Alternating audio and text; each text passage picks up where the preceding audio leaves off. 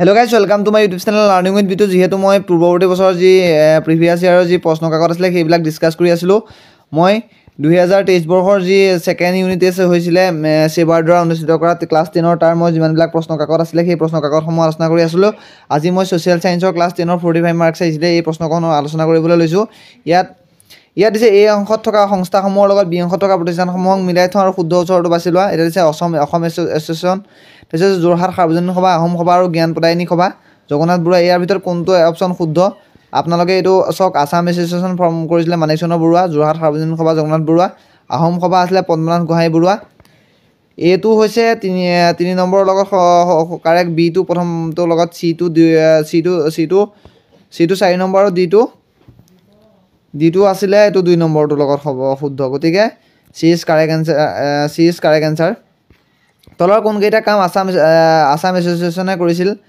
ইয়াত আপোনালোকে এটো কৰি পেলাই আপোনালোকে কমেন্ট বক্সত জনাব হেমকোষৰ প্ৰণেতা কোন আছিল আহিছিলে আমি সকলোৱে জানো যে হেমচন্দ্ৰ বৰুৱা হয় কোন দুজন ব্যক্তিয়ে অসম লিটাৰেৰী সোসাইটি গঠন কৰিছিল এটো আপোনালোকে কমেন্ট বক্সত জনাব অসমীয়া ভাষা উন্নতি সাধনী সভা চমুকৈ অভা উষা গঠন হৈছিল 1888 চনত তলৰ কোনজন ব্যক্তিক অসম কেশৰী বুলি জনা যায় আমি সকলোৱে জানো যে অম্বিকাগিৰি ৰায়চৌধুৰী অসম কৃষি বিশ্ববিদ্যালয় প্ৰতিষ্ঠা হৈছিল 1969 মহিসোপান আৰু মহিদলাৰ মাজৰ গভীৰতাৰ পাৰ্থক্য হৈছে 1800 মিটাৰ ইউৰোপ আৰু আফ্ৰিকা মহাদেশৰ মাজৰ সীমা নিৰ্ধাৰণ কৰিছে ভূমধ্য সাগৰে এছিয়াৰ মুঠ দেশৰ সংখ্যা হৈছে 51 খন ৰাছিয়াৰ অন্তৰ্গত এখন নদীৰ নাম এটো মোক কনফিউজ লাগিছে আপোনালোকে জনাব পৃথিৱীৰ দীৰ্ঘতম পৰ্বতশ্ৰেণীটোৰ নাম এন্ডিছ পৰ্বতশ্ৰেণী এটো ৰাছিয়াৰ অন্তৰ্গত এখন নদীৰ নাম হৈছে ডন প্ৰশান্ত মহাসাগৰৰ অন্তৰ্গত এটা খাত হৈছে এটো মেৰিয়ানা হৈছে এটো খাত ভাৰতীয় সংবিধানত সংবিধান স্বীকৃত ভাষা হৈছে 22টা হৈছে সংবিধান স্বীকৃত ভাষা ভাৰত সম্বিত নামৰ গ্ৰন্থখনৰ প্ৰণেতা হৈছিল জৱাহৰলাল নেহৰু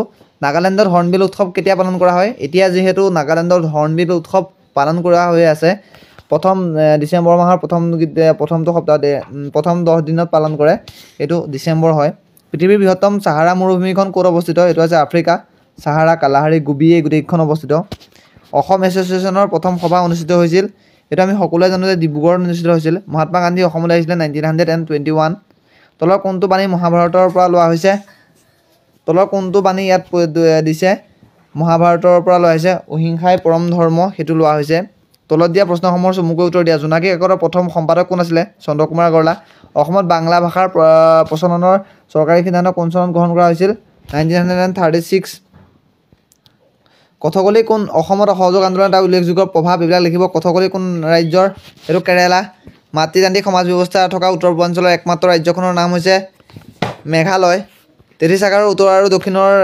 মহাদেশীয় ভূখণ্ড দুটা হৈছে আংগাৰলেণ্ড আৰু গণ্ডৱানালেণ্ড আফ্ৰিকা মহাদেশৰ দুখন প্ৰধান নদী কংগো আৰু নীল নদী লিখি ল'ব পাৰে দুটা বিশ্ব ঐতিহ্য ক্ষেত্ৰৰ কাজিৰঙা আৰু মানাহৰ নাম লিখিব পাৰে প্ৰাচীন যুগৰ দুজন চিকিৎসকৰ নাম কুশল কৰক কেতিয়া আৰু ক'ত ফাঁচি দিয়া হৈছিল এইবিলাক চাব আপোনালোকে এইবিলাকে আছিলে 2023 বৰ্ষৰ যি সেকেন্ড ইউনিট টেষ্ট পেপাৰ আছিলে তাৰ পেপাৰখন এইবিলাক ইয়াৰ প্ৰশ্নসমূহ যেহেতু 2024 বৰ্ষৰ মেট্ৰিক পৰীক্ষাৰ বাবে অতি গুৰুত্বপূৰ্ণ যদিহে ভিডিও চাই ভাল পালে তেন্তে ভিডিওটো লাইক কৰক যদিহে চেনেলটোলৈ নতুনকৈ আহিছে চেনেলটো সাবস্ক্ৰাইব কৰি দিব ইয়াৰ পিছত মই যিখন পেপাৰ আছিলে যিখন ইংলিছৰ পেপাৰখন যেহেতু মই আগবঢ়াই দিছোৱেই মই আজি অনুষ্ঠিত হৈ যোৱা যিখন পেপাৰ আছিলে মেথামেটিক্সৰ সেই মেথামেটিক্সৰ পেপাৰখন আপোনালোকৰ মাজলৈ লৈ আনিছো এতিয়া এই মেথামেটিক্সৰ পেপাৰখন আপোনালোকৰ মাজলৈ মেথামেটিক্সৰ পেপাৰ আছিলে সেকেন্ড ইউনিট টেষ্টৰ সেই পেপাৰখন মই ডিসকাস কৰিবলৈ লৈছো ইয়াত আহিছে এমসিকিউ আহিছিলে 20 টা যদি এটা সমান্তৰ প্ৰগতি d = -4 n = 7 আৰু an = 4 হয় তেন্তে a হ'ব এটো 28 হ'ব আপোনালোকে উলিয়াই চাব তাৰ পিছত যেটো 2 নম্বৰ আছে c1 0 r1 এইটোৰ ঐককেন্দ্ৰিক বৃত্তটোৰ সি স্পৰ্শ কৰে তেনে সি মানটো ac = bc হ'ব আপোনালোকে চাব যদি স্কেল ফেক্টৰ 5/3 তেন্তে অঙ্কন কৰিবলৈ ত্ৰিভুজটো প্ৰদত্ত হ'ব এটো ডাঙৰ হ'ব এটা বৃত্তৰ স্পৰ্শকৰ সংখ্যা এটা বৃত্তক গতিকে অসংখ্য স্পৰ্শকে স্পৰ্শ কৰে এটো কাষৰ চিত্ৰটোত ab টো নিৰ্ণয় কৰিবলৈ br টো নিৰ্ণয় কৰিবলৈ দিছে br টো ab ডালৰ দৈৰ্ঘ্য হ'ব 10 আৰু br ৰ দৈৰ্ঘ্য হ'ব 5 আপোনালোকে চাব এটা সমান্তৰ প্ৰগতিৰ সাধাৰণ অন্তৰ হৈছে d = an+1 এটো হয় তাৰপিছত হ'ব এটো আছে এটো হৈছে ৰিজনিং এইটো আপোনালোকে চাই ল'ব। তলৰ কোনো তথ্যৰ মধ্যমা 45 আৰু মাধ্য হ'লে বহুলক হ'ব 85 আৰু মধ্যমাৰ বহুলকৰ সম্পৰ্ক আছে টুৱাইচ মধ্যমা equal twice equal বহুলক plus 28 মাধ্য।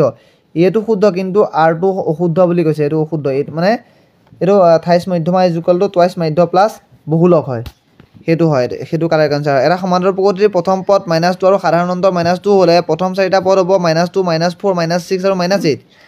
4 centimetre ব্যাসাৰ্ধৰ এটা বৃত্তৰ দুডাল সমান্তৰাল স্পৰ্শকৰ মাজৰ দূৰত্ব হ'ব 4 চেণ্টিমিটাৰ। তলৰ তথ্যখিনিৰ পৰা বহুলক নিৰ্ণয় কৰা। বহুলক কিমান আছে আমি সকলোৱে দেখিছোঁ 2 হৈছে ইয়াত। যদি এটা বিন্দু পি আৰ পৰা 0 O কেন্দ্ৰযুক্ত এটা বৃত্তৰ পি এ আৰু পি বি স্পৰ্শক কেইডালে পৰস্পৰ 80 ডিগ্ৰী কোণত হালি থাকে, তেন্তে পি অ' এ মাপ হ'ব 50 ডিগ্ৰী। আপোনালোকে কৰি চাব। a - b আৰু a + b দুটাৰ মাধ্য হ'ব a। এটা বৃত্তৰ এডাল ছেদকৰ লগত সমান্তৰালকৈ থকা স্পৰ্শৰ সংখ্যা 2 হয়। কোনো তথ্যৰ মধ্যমা 20 আৰু 10 মাধ্য হ'লে ইয়াৰ মাধ্যৰ পৰিমাণ হ'ব 25। উলিয়াই ল'ব। প্ৰথম nটা ধনাত্মক অখণ্ড সংখ্যাৰ যোগফল হ'ব n × n + 1/2 হ'ব। O কেন্দ্ৰযুক্ত এটা বৃত্তৰ টি পি আৰু টি কিউ দুডাল স্পৰ্শক। যদি টি পি ইজুকেল 10 চেণ্টিমিটাৰ হয়, তেন্তে টি কিউ দৈৰ্ঘ্য হ'ব এইটো 10 চেণ্টিমিটাৰ হ'ব। আৰু যিটো 17 নম্বৰ প্ৰশ্ন আছে, এইটো এ পিৰ চতুৰ্থ পদটো হ'ব √112 হ'ব। এটা বৃত্তৰ ব্যাসৰ মূৰত থকা স্পৰ্শকবোৰ সদায় সমান্তৰাল হয়। যদি a + 3 a + 6 a + n আৰু a + 12ৰ মাধ্য 12 হয়, তেন্তে a ৰ মান হ'ব এইটো 4 হ'ব। আপোনালোকে উলিয়াই ল'ব। যদি প্ৰথম nটা স্বাভাৱিক সংখ্যা গড় বা মাধ্য 37/5 হয়, তেন্তে n ৰ মান হ'ব এইটো 5 হয়। বাকী এইখিনি চাই ল'ব। তলৰ তথ্যৰ মাধ্য 62.8 হ'লে x ৰ মান এইটো 10 ওলাব। আপোনালোকে নিৰ্ণয় কৰি চাব কেনেকৈ উলিয়াব। এইটো শ্ৰেণী অন্তৰাল দিছে 0 পৰা 20, 20 পৰা 40, 40 পৰা 60, 60 পৰা 80, 80 পৰা 100 আৰু 100 পৰা 20। ইয়াত বাৰংবাৰ এটা আছে 5, 8, x আছে, এইটো লুপ্ত পাই বাৰংবাৰ এটা 12, 7 আৰু 8।